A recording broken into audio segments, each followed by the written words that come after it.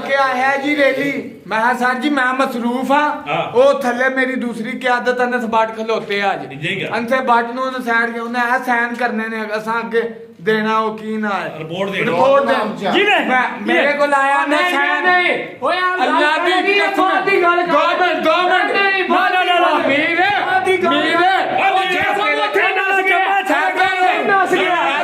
rally होता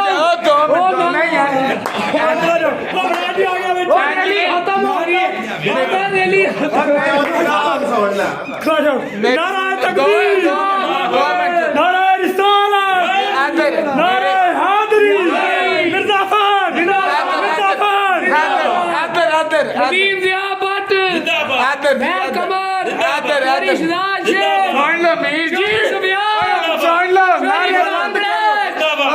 बंद करो नदर सुन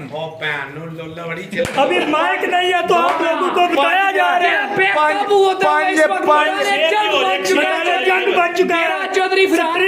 मूवमेंट इंशाल्लाह जारी कर दी गई है अगला मिलाद इंशाल्लाह बताएंगे की क़यादत में ये होगा आज के बाद मिर्जा फहर हमारे साथ है इंशाल्लाह यही लीड करेगा हम किसी को हमारी लाशों से गुजर के जाना पड़ेगा यहाँ पे बता रहे हैं कि यूथ को मिर्जा फहर लीड करेगा हम भी लीड करेंगे इंशाल्लाह हम इस जलसे को यहाँ पे